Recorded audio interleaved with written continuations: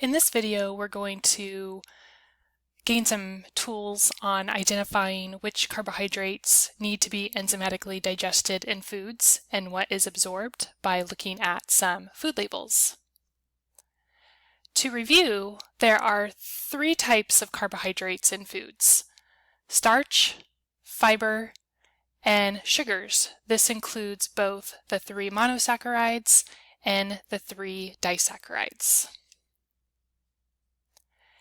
Now, we've already talked about where we find carbohydrates in foods, but I want to review a little bit because the more familiar you are with knowing what carbohydrates are in foods, the easier the skill will be when looking at food labels and determining what needs to be digested and absorbed as far as carbohydrates go. So remember that our starchy vegetables like corn, potato, and peas are going to be a source of both starch and fiber mostly, and they'll have small varying amounts of some sugars like sucrose, glucose, and fructose. Beans, nuts, seeds like wheat and rice will also be a source of starch and fiber. Dairy products like cheese, milk, and plain yogurt are going to have naturally occurring lactose. Fruits and also non-starchy vegetables like zucchini and tomatoes and lettuce will be a source of sugars: sucrose, glucose, fructose, and remember, any whole plant food is going to be a source of fiber as well. Refined foods like honey is going to be a concentrated sugar, so mostly glucose and fructose. There'll be a little bit of sucrose as well, but no fiber since it's not a whole plant food. And then table sugar is going to be a source of sucrose as well.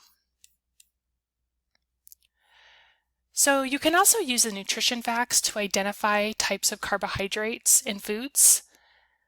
The nutrition facts will list the grams of fiber, like you see here in these English muffins, and you can also see that the sugars will be listed.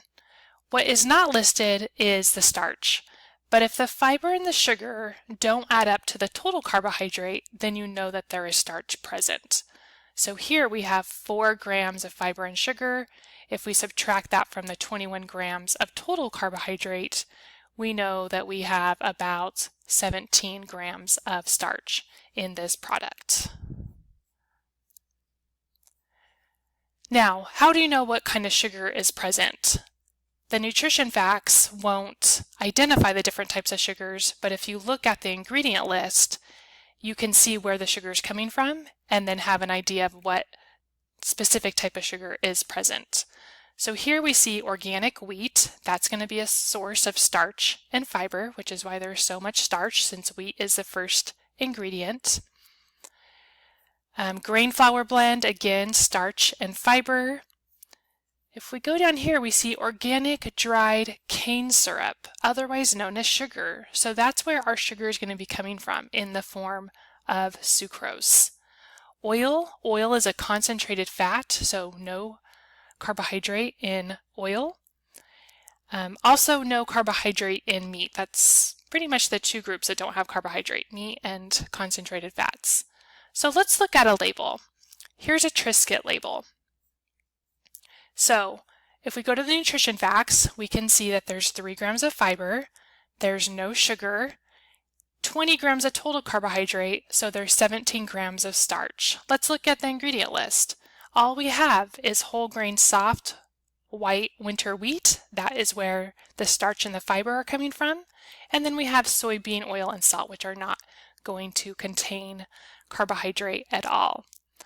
Now, this is a pretty simple label, simple ingredients, but there is a spreadsheet we have to help you with identifying different carbohydrates in foods. So this is a food and digestion handout, and this lists all the different carbohydrates that you'll find in foods: starch, fiber, the 3 disaccharides, and the 3 monosaccharides. So you can use this as a way to kind of organize the carbohydrates in these different ingredients. So the Triscuits, we identified the carbohydrate was coming from wheat. That is going to be a source of starch, going to be a source of fiber. No sugars, because no sugar was listed in the ingredient list, and we don't have any sprouted grains, so maltose will not be a source either. So just starch and fiber.